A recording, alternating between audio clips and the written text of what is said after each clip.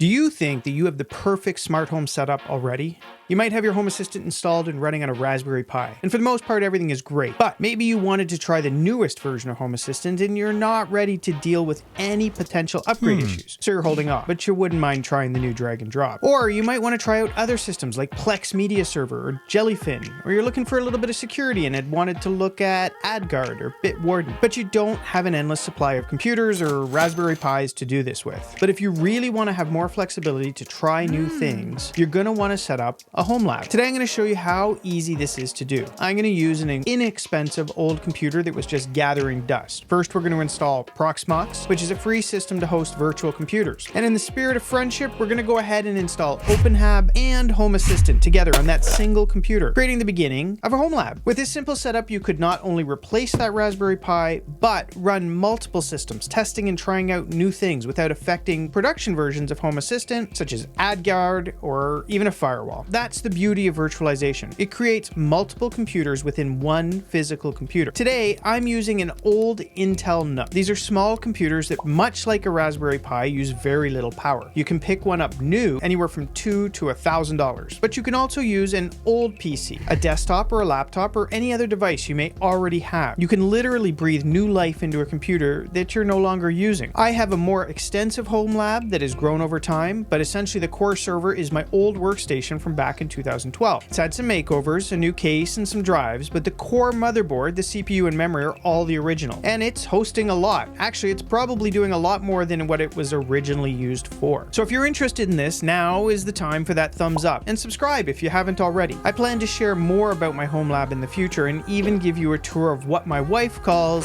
the cave. Once you get set up, you're not only going to want to try new things, but you're going to have the setup in which you can do so. Let's get this going, and we'll do it in 3 parts. We're going to install Proxmox, we're going to install openHAB, and we're going to install Home Assistant. Check for chapters below if you want to jump around, but if it's your first time, there's a lot of concept, even if you have no interest in Home Assistant or openHAB, in each one of the sections. The first part of the process can be the most intimidating, but it's actually pretty easy. No harder than following a recipe. You're going to need a USB key with at least 32 gigs free. I have some affiliate links below in the description for everything I mentioned in this video if you're looking for suggestions and you need to purchase something. Using them is going to help my channel, and it doesn't cost you anything. On your computer, your Mac or PC, we are going to head to proxmox.com, and we're going to download the ISO image for our virtual server. They have really good instructions on how to write this to a USB key from a Mac or a PC, so I won't put this in the video in case it changes over time. But let me know if you have any issues and I can clarify in the comments, or I'll provide additional information on my website, yoyoKnows.com. It's really just running a couple commands. Once you download and write the image to USB key, you're going to plug in a monitor, mouse, keyboard, and wired network connection to your computer, as well as the USB drive you just prepared. Now, like I said, I'm going to use the Intel NUC for this. Chances are everything is already set, but if your old computer boots into its original OS, just restart it and watch for messages during boot up. Usually you can hit the delete key, F10, or escape key to bring up a boot menu and select what to boot from. Worst case, you may need to go into the BIOS settings and change the boot device so that it boots from the USB key. Again, this is different for each computer, so leave a comment if you need some help. Now, if all went well, you should see a screen like this one, all ready to install Proxmox. Hit enter to start the process, and for the most part, we're going to select all the default options today. You're going to need to agree to the user license. Next, it's going to ask you for an install location, and if you only have one hard disk in your computer, this is already going to be selected. Keep in mind, this is about to delete everything on this computer. Select next, choose your country, and then select your time zone, your keyboard layout, click next. Now we're going to choose a password, and make sure that you remember this as we're going to need it later. Enter your email address and click next. The next screen is the hardest. You need to provide an IP address, as Proxmox will not work with DHCP. Your hostname can be anything.local. If you don't know what to put, just use pve.local. Gateway will most likely be the IP address of your router, and if you have nothing special set up, you can use your gateway address as your DNS as well, or to be safe, just put in 1.1.1.1 and click next. You're going to get a summary of your options and then click install. That's pretty much it. Depending on your computer speed, this will run for a few minutes, and when it's done, it's going to give you a countdown, and then it's just going to reboot on you. You should remove the USB key at this point, but if you miss it and you come back to the install screen for Proxmox again, just remove the USB key and reboot again. And that's it for the computer itself. You can now actually remove the keyboard, mouse, and monitor, and just make sure you leave it plugged into the network. From now on, we're going to manage this from your computer via a web browser. Back on your computer, open a browser and enter the IP address you gave your new homelab, followed by a colon and 8006. Hit enter. You're going to get a warning that your connection's not private, and that's okay. Just click advanced and then proceed to that IP address. If all went well, you're going to see the Proxmox website, and it should be asking you for a login. The username is root, and the password is the one that you provided during setup. Go ahead, put that in, and click login. Now you can ignore the no valid subscription warning. Just click OK. There's some scripts that we can run later to clear up these nag warnings. You are now in the interface for your virtual homelab server. If you click on the name of your server under data center, PVE if you went with the one that I suggested, you're going to see a summary and some graphs with the state of your computer. Things like CPU, load, disk, network, etc. This is where you'd want to monitor the overall usage of the system in the future. And by the way, you might wonder how much Proxmox actually uses to run, and they say it's about 2 to 3% of your system resources, leaving you with the other 97% for other things. Now, as promised, we're going to install openHAB and Home Assistant on this host. We'll start with openHAB since it's a little bit more involved, and we'll show you how you can do anything you need to in the future. Now, I have chapters in this video. If you want to jump ahead to Home Assistant, go ahead. For openHAB, we're going to install Debian Linux first. Now, you could use Red Hat or Ubuntu or any other distribution you like, but Debian is going to allow us to use the openhabian installation method, and it'll make this much easier. Now, there are many ways to do what I'm about to do, but I'm going to try and use the simplest path to get you up and running today. First, we're going to need to go ahead and download the ISO image of the OS that we want to install. I have put the URL in the description below, but if you want something different, just find the download link and follow along. Click on your host and then shell. Then type cd var lib vz template ISO and hit enter. Then we're going to type wget followed by the download URL of your ISO, and we're going to click enter. This is going to download that ISO to the right spot on your host. Once the download's done, go ahead and click on create VM in the top right corner. On the first tab, all we need to do is give this a name. I'm going to call it openHAB.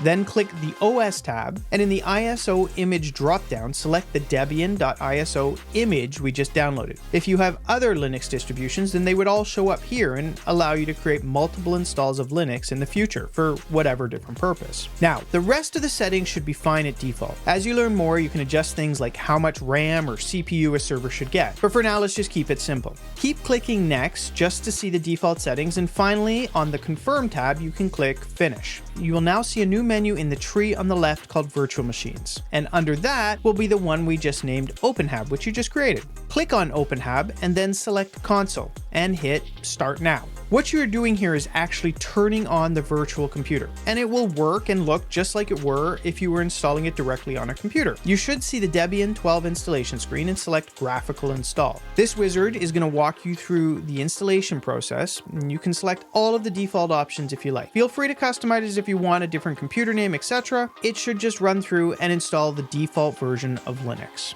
Once it's done, it's going to reboot. You might get stuck on a BIOS screen, or it may boot into the Linux installer again. And if it does, go back to Proxmox, select the virtual computer, openHAB, and under console, select hardware. You should see CD DVD drive. Double click on this and change use CD DVD to do not use any media and click OK. Back on the console, if nothing is running, click start now. But if it's still stuck, click the shutdown button in the top right corner and select stop. This is just like turning the power off to your computer. And now click start again. This will boot up your new installation of Debian and bring you into a login screen. Use the username and password you provided during setup. Once logged in, click on the activities and then on the 9-dot menu to select terminal. We're going to first give your user, the one you created, the ability to act as root or the super user. To do this, type su root and enter your password.